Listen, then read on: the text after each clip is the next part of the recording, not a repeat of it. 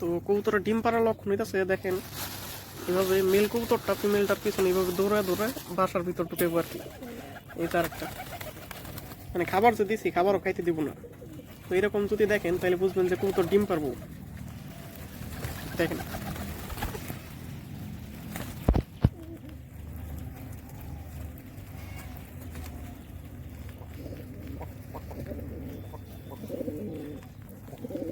অনেক সময় মায়েরা রক্ত বাইর করে ফেলায়। আর হইতাছে এই যে মিল কবুতরটা এইভাবে লাকড়ি করে কূপের ভিতর নিতে থাকবো, বাসা বানাইবো আর কি।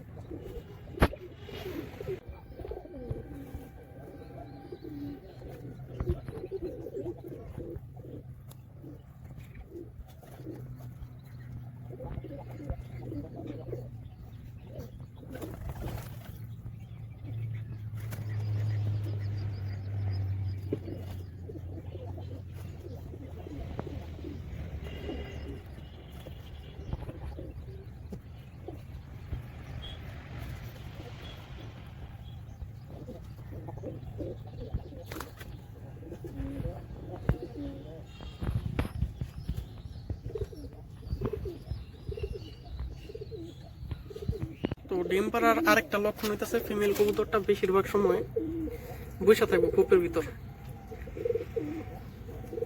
এটা হচ্ছে চূড়ান্ত লক্ষণ। যদি এরকম বসে থাকে অনেকক্ষণ তাইলে বুঝবেন যে একদিন বা 2 দিনের ভিতর ডিম পেড়ে দিব।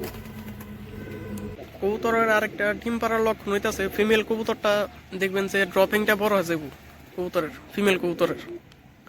সকালে যে সময় ছাড়বেন ওই সময় দেখবেন যে ড্রপিং আর কি সাধারণ নর্মালের থেকে একটু বড় হয়ে যাবো, তাহলে বুঝবেন যে ডিম পারবো।